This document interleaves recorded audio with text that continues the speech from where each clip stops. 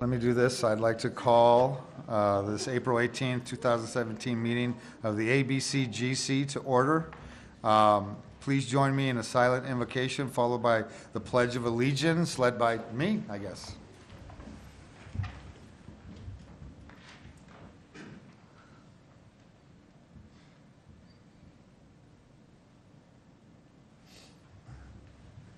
I pledge allegiance to the flag of the United States of America and to the republic for which it stands, one nation, under God, indivisible, with liberty and justice for all.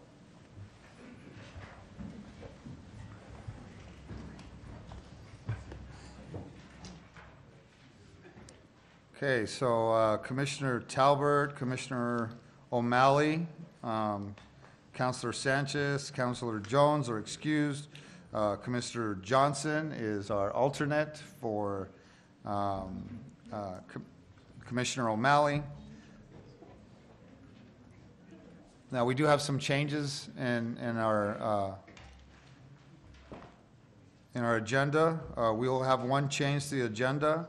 Item 5AC will be moved up to the agenda to be heard immediately following new business. Do we have any discussion on that? Or?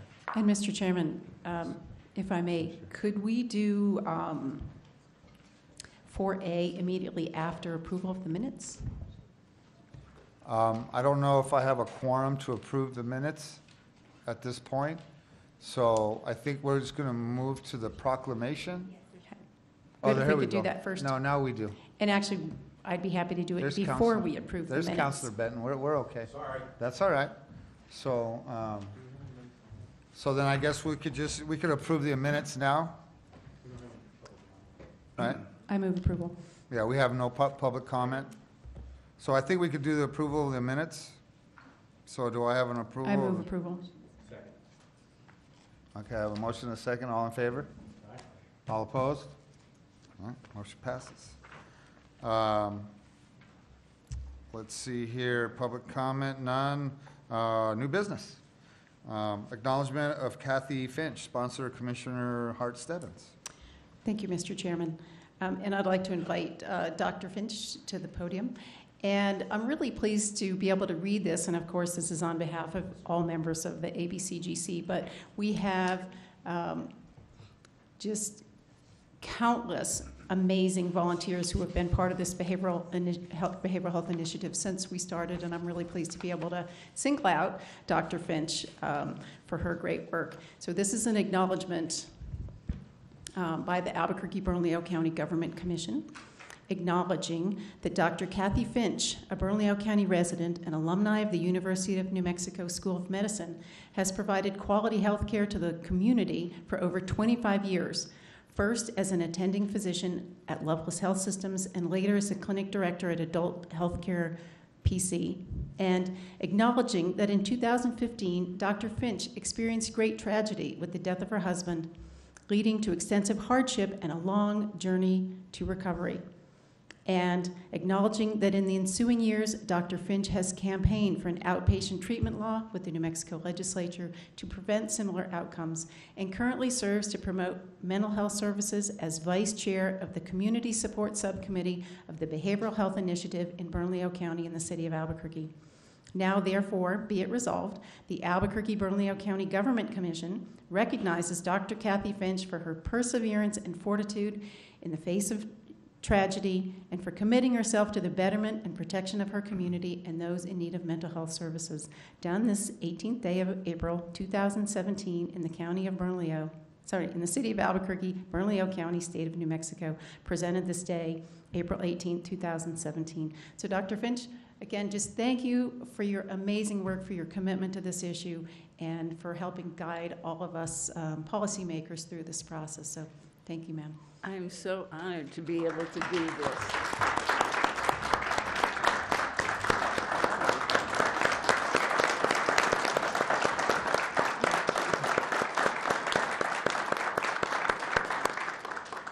So many people talked to me while I was in the hospital, and every family has an uncle or a sister or a father or somebody who really needs help. And I am so proud to be where the people voted a tax on themselves to move this forward in the community. Thank you. Again, Dr. Finch, we'd love to have you come up to the podium Yeah. and receive this.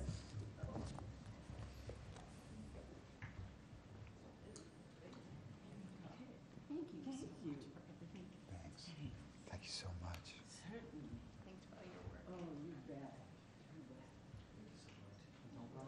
So they're going to take a picture here. We can all get in here. Yeah, we can. That's okay. My mother did that every year. I like that. One more. Thank you.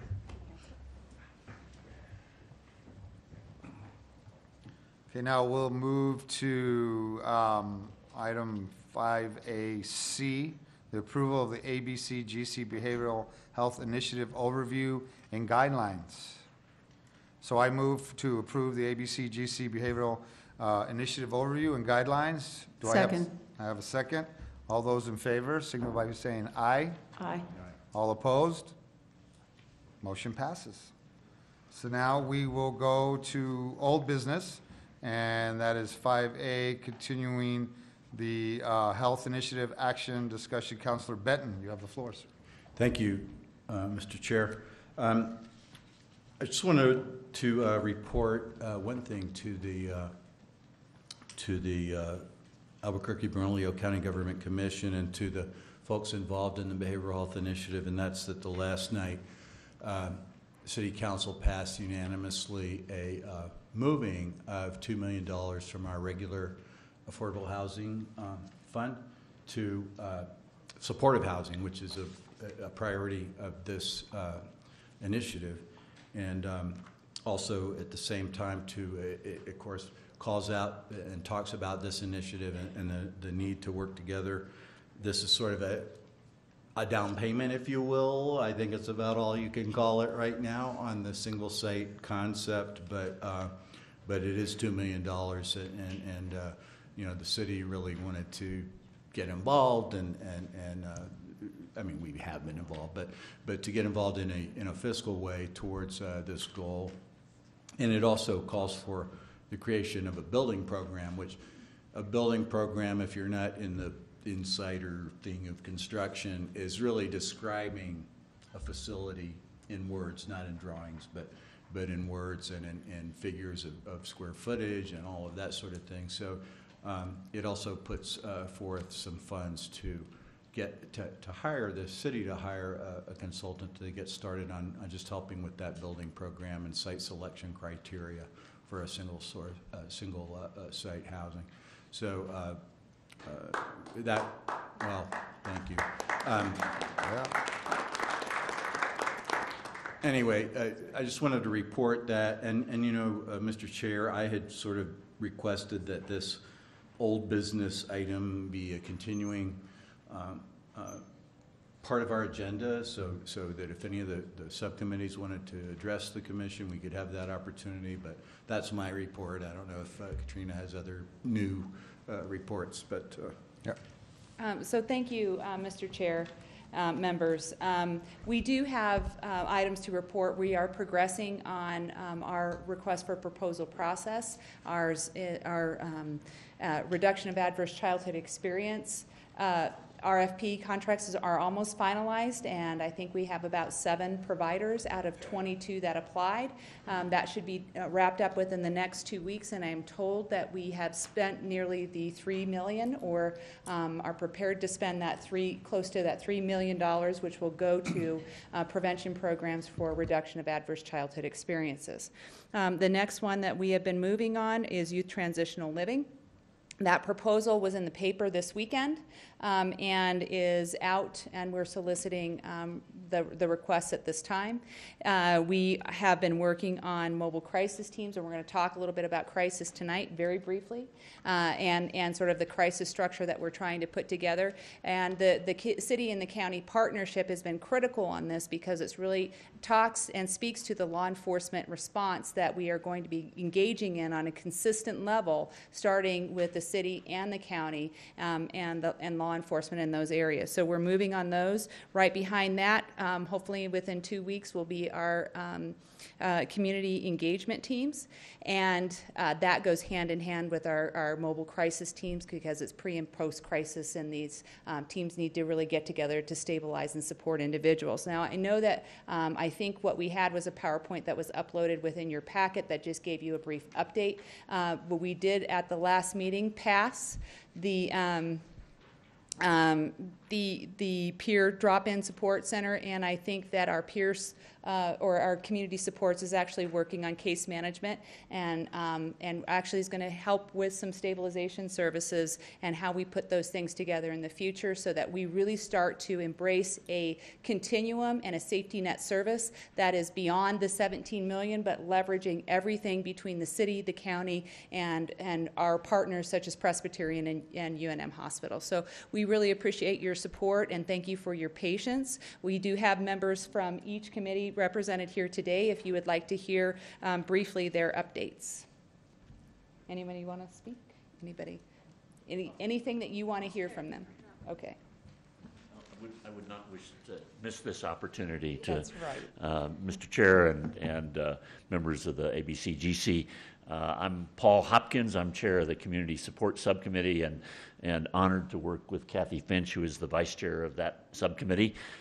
We have been grateful, first of all, for the opportunity to do this work, and I want to single out the staff and Katrina in particular, who have been so helpful to us in doing our work. Our particular subcommittee, Community Supports, has so far worked closely with a couple of other committees. Thank you, Nicole, also, for the time you were with us. And we, as Katrina said, we are getting ready to move into some work with intensive case management, which we see as a critical piece of this whole work. And we were delighted to hear that there may be additional opportunities to partner with the city and the county in developing an expanded program of intensive case management. So we're doing our work. We're grateful for the leadership and support that both the city and the county are giving to this, and grateful for the staff support that we're receiving. Thank you. Thank you. Anyone else? Yeah. I think we're going to be hearing now from our crisis members, and Okay. then right after that, we'd like to go just in our crisis presentation, if that's okay. Okay. Thank you, That'll Mr. work. Chair. Yeah. Mr. Chair, members of the Commission, Rick Mieta, I happen to be the chairman of the Crisis Subcommittee, but also lucky to be the chair of the Behavioral Health Oversight Committee that we put together. I'm going to be very brief, but I think what is important is that we are working where we feel, and you've heard this talked before, about how we could have had one center and opened it up maybe with that X amount of dollars, but when individuals leave that center, whatever that center may be, whether it's a 2-week session, a 28-day session, maybe months worth of services, they have nowhere else to go out in the community. And if we didn't have a boundary or community services that are out there, individuals would only come in for a brief period of time and then recycle. So I think what you'll be hearing today is a continuation of that thought process. And again, I want to thank the staff for bringing that with us and working together with the committee members. And I think that's a most important part. We're working together as committee members. We have some really important committee members that are sitting there doing this voluntarily. They're putting in hours and hours worth of time, and they're developing a safety net out there for individuals when and if we get to a community center, a center for community services of that point. When they leave, there's some place for them to go to, and there doesn't necessarily have to be a place for them to just fall out into the community and wait for something to happen and then just revert back to where they started from. And with that, I'm going to turn it over to the vice chairman of the Crisis Committee, who's been working extremely hard since Kenny was the Speaker of the House and as Majority Floor Leader, but an area that was very important to at least myself carried that bill, the community engagement team, not to be confused with the mobile crisis teams, but similarly that these individuals work with people in their homes so that maybe we need less and less of that government intervention and we can work with people in their homes while they're still having their crisis, whether it's the person themselves, family members, or a combination of the two. Thank you. Hi, I'm Jim Ogle, and I want to really reiterate what Mr. Miera said about how things are going with the various, with Katrina and Margarita and all the support we've got. What I also want to do is periodically remind you about some things dealing with crisis.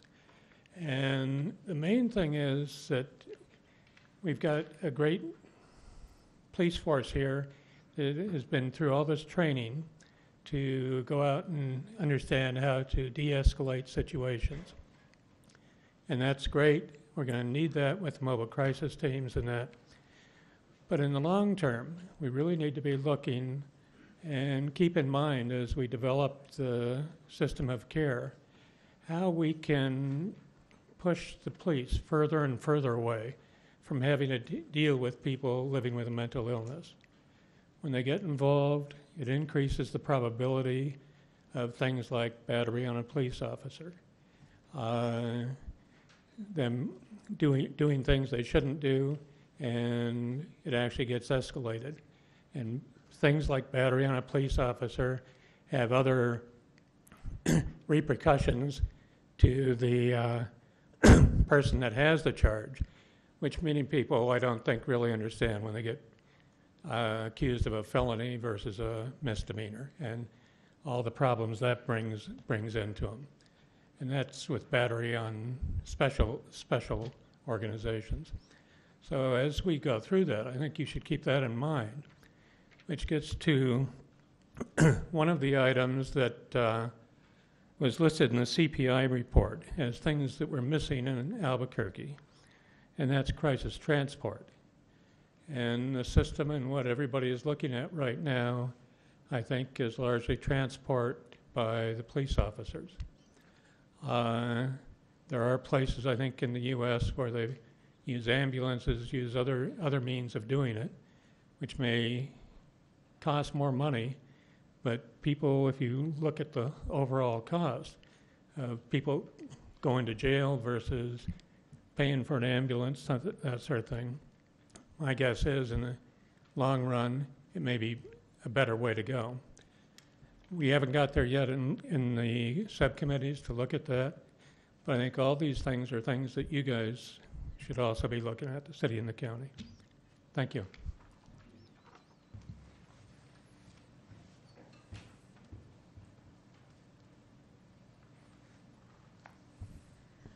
Mr. Chair, members of ABCGC, as you remember last month we did an update on housing, and this week or this month we're going to be covering and doing a brief update on crisis.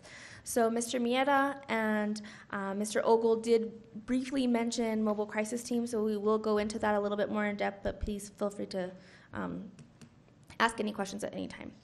So as you know, we are building a system, right? So creating mobile crisis teams and getting those out and rolling will be a Band-Aid on a short-term intervention, but building the system and plugging mobile crisis teams in with the other pieces that we're building are critical.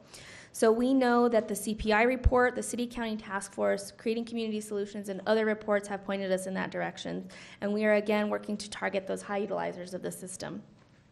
We are working also to increase leveraging of additional resources and navigating what resources we have available in the system. And in order to leverage those resources, we are working in a significant collaboration between Bernalillo County, the City of Albuquerque, University of New Mexico, and other community partners. As you know, we have 4 focus areas: supportive housing, crisis services, community supports, prevention, intervention, and harm reduction. So back in June and July, when the Crisis Committee began meeting, the Crisis Committee felt it was important to establish their own goal, and keeping a goal in mind anytime any project or any concept hit that committee. And this is the goal on your document and on the PowerPoint is the goal that was developed out of that committee.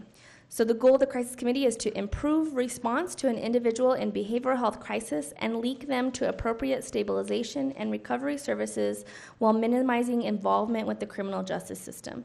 And minimizing involvement with the criminal justice system is something that was really, really important and a point that was driven by the entire committee. Now, how do we achieve that? How do we achieve that goal?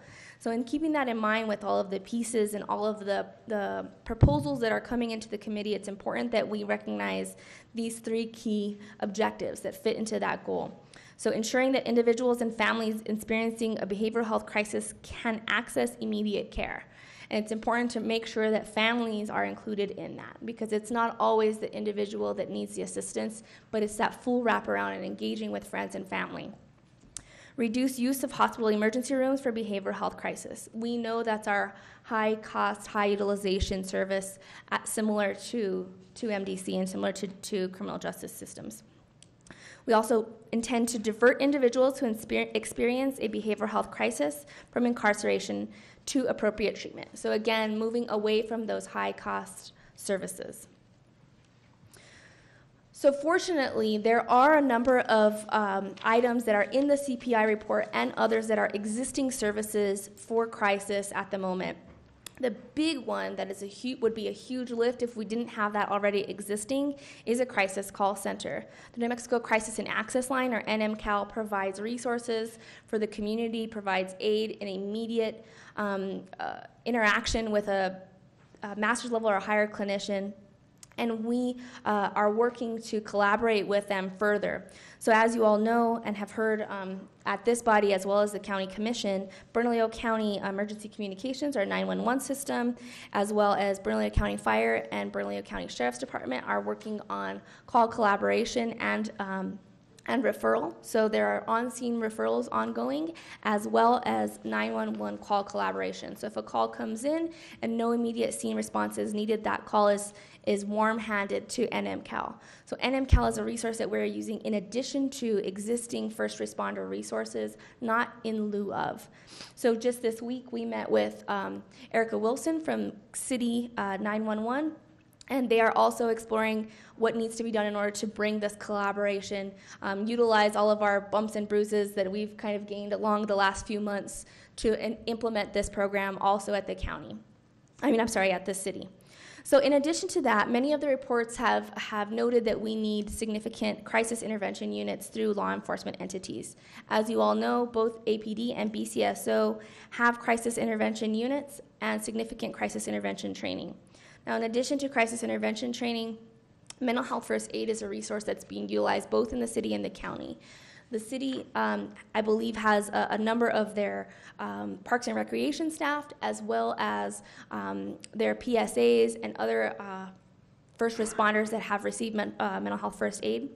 On the county side, we are 90% compliant with having all of public safety trained in mental health first aid. We've also bridged out into Parks and Recreation and providing classes for the community. So the city and the county have partnered to provide classes in the community, and they're bouncing back and forth between city and county sites. The next course for mental health first aid open to the community will be on May 20th, and it will be provided at the BCSO Training Academy, and we have 2 BCSO deputies that will be teaching that course. So as you know, we have 2 main projects that have been approved to date, the Mobile Crisis Teams and the Transition Planning Resource and Reentry Center. The Mobile Crisis Team is going to be our first major city-county collaboration. And we have been working at length with staff on the city and the county in order to create 2 mobile crisis teams for the city and 2 mobile crisis teams for the county.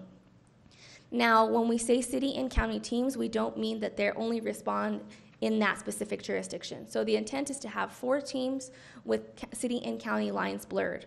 So if a call comes out in the South Valley and a county team is on that call and another call comes out in the South Valley, a city team would respond to that call as well, and vice versa. If there is a county team available and a call comes out in the city and no city team is available, that county team will also back that team up. So for the spend specifically for the mobile crisis team, again, as Jim Ogle mentioned, we are using a clinician law enforcement model. The BHI approval from this body and the county commission was up to $1 million. The city contribution is over $455,000. And we are currently having discussions with state police. So DPS is looking at collaborating with us and providing a backup team. So although we were working on 4 teams, we are going to be doing a collaborative procurement between the city and the county to procure for 5 clinicians. So we need an extra clinician if somebody goes on vacation or somebody is sick. So what we are working with DPS right now is to have that 5th clinician be available to be on call. So say all 4 teams are out on crisis calls or on appropriate mobile crisis team calls, and a call comes out and there's a jumper on I-40. That state police deputy can rendezvous with that clinician and respond to that unit or respond to that call. So again, although this is a collaboration between the city and the county, we are also branching out and engaging with the other metropolitan law enforcement entity in the area. Now, on the Transition Planning Resource and Reentry Center, we believe that construction will be completed in August of the facility, and then and we are also working at length to develop programming and referral to be available in that location. Again, approved by this body and the Bernalillo County Commission is just over $1.3 million for that entity. So one major project that the Crisis Committee is currently evaluating and is in review is crisis respite services or intermediate levels of care. Now, we may want to move away from the terminology of using crisis respite because we want this to be a service that can be provided for levels who are stepping down from crisis. So we know in crisis we have our major front doors, we have the ERs both at UNM, Press, and Loveless, and then we have some resources in the community or behavioral health urgent cares, but there's nothing in the middle. So we know that that's a huge gap. So if I go to the ER and I am not feeling well, maybe I'm feeling suicidal, but I don't meet criteria to be admitted, I'm discharged from that ER, and there may not be a service for me to patch into. It may not be safe for me to be home, or it may not be safe for me to be with my family, but there's no service for me to patch into other than maybe engaging with services or an appointment in a week. So we have recognized, and the reports have pointed us in the direction that those respite services or those intermediate levels of care for continued stabilization are critical. This is a component that the Crisis Committee is currently vetting and exploring, and we are going to be working jointly with the Community Supports Committee. We know that community supports is also a very critical component for that intermediate levels of care. Now, proposed also project that is on the radar is looking at a crisis stabilization center, and right now we are working on exploring what additional information is needed to identify what type of need will that meet, what that looks like. Is there partners? Is there not? Is it capital investment? Is it services? Where are we at on all of that? And so we are currently exploring the possibility of doing a request for information. And again, that concept is still being crafted and vetted through the small working group. So through the Crisis Committee, it's important for us to recognize short-term and long-term goals and short-term and long-term outcomes. So making sure that we connect community with appropriate crisis intervention resources for immediate care. So if a client or an individual experiencing a crisis is appropriate for NMCAL, they are connected with NMCAL. If they're appropriate for a mobile crisis team, they're connected with the mobile crisis team, and so on. Providing resources for clients and family, because we know that NMCAL, for example, is a service that's been available for a number of years, and when we engage with individuals, they've never heard of it. So providing these resources and providing this education, we know, is a very, very critical component.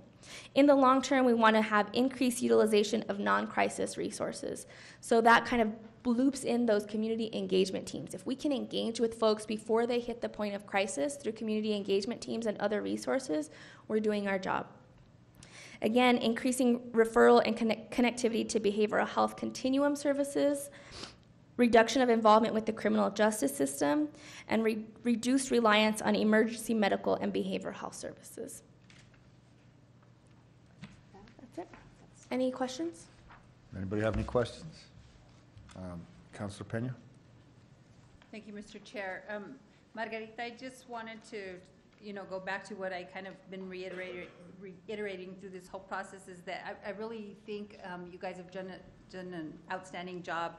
I really appreciate, I know some families, the main issue is when they need help, they need it now, and they can't wait the week or whatever to get to get services. So are you also including in that, again, the substance abuse part of it, when people go and they're maybe going to the ER for substance abuse issues, but it's really related to the mental health? Sure. Mr. Chair, Councilwoman Pena, yes, and so I don't know that we described this well. When we start talking about behavioral health, most people think it's just about that mental health component. We're talking about both, and in reality, in the 911 system, they're getting calls on both. So, you might have an escalating client living in the community, but their escalation might be because of the alcohol that they had because they're self-medicating. We need to be able to treat both components and that person as a whole. So when we talk about behavioral health or mental health issues, we're talking about the entire package that comes with that individual, understanding that both need to be built out at the same time. So, but you might have a primary mental health issue or you might have a primary addiction issue. We need to know where to begin first so that we can start treating the person as a whole, which is very important to these subcommittees and very important to our mission. So it's included. Thank you. I appreciate that because I think that's key. And that's, I just recently heard of somebody who went into the ER because they were having some substance abuse issues, but then they were having a mental health related issue as a result, but the person had stopped using the substance abuse and couldn't get treatment because they weren't an active use. You know the story. Yes. So thanks. I appreciate all that. Thank you.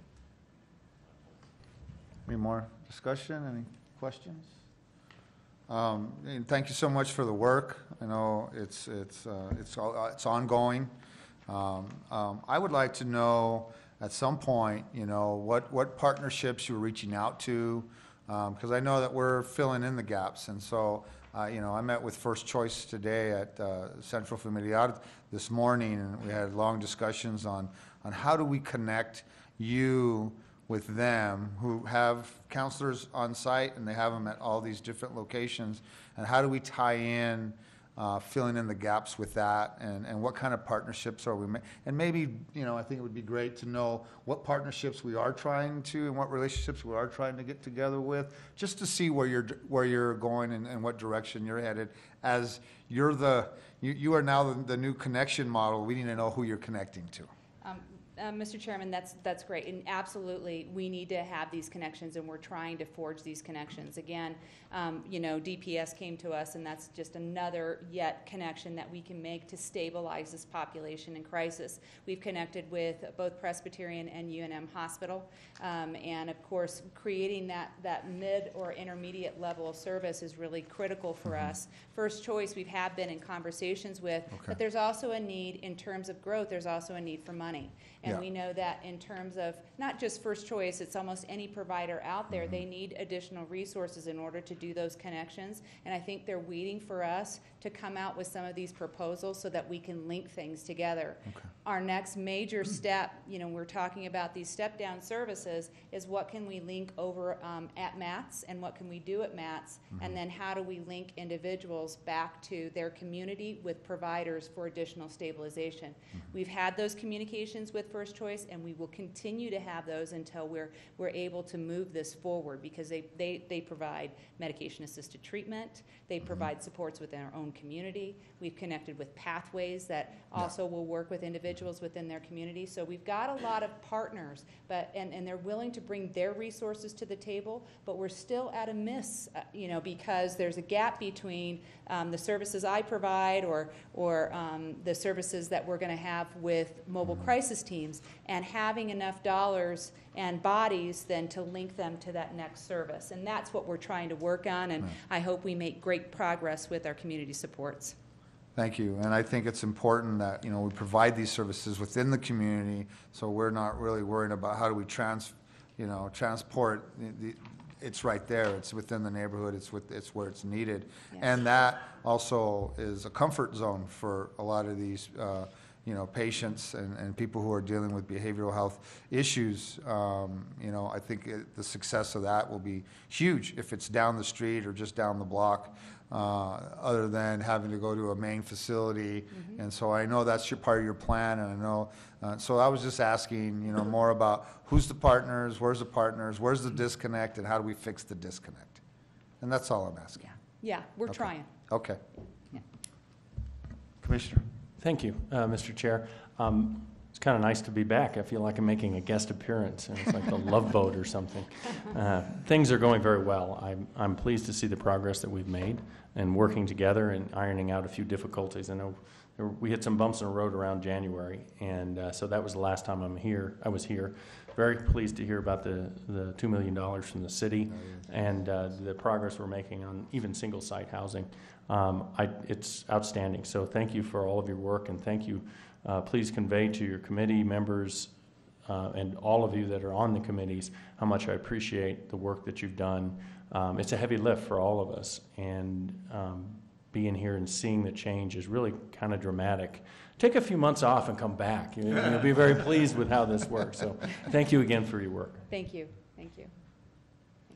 All right. Well, Just one more comment. Okay, sure. If I could, Mr. Chair. We are in the process of soliciting new resumes for new members on our to serve on our subcommittees. The terms are up for a year. Most people did want to come back, but we had a few that fell off in the meantime. So if you know of anyone that does not have a conflict of interest, or you've got networks out there, please encourage them to apply, and it's up on our website. okay. Thank you. Thank you. Is there any other business that needs to be discussed? No? Okay, well then, announcement of our next Bernalillo County Government Commission meeting will be Thursday, May 25th, 2017, at 5 p.m. here at the Vincent E. Griego Chambers. We are adjourned. Thank you. Thanks so much for that.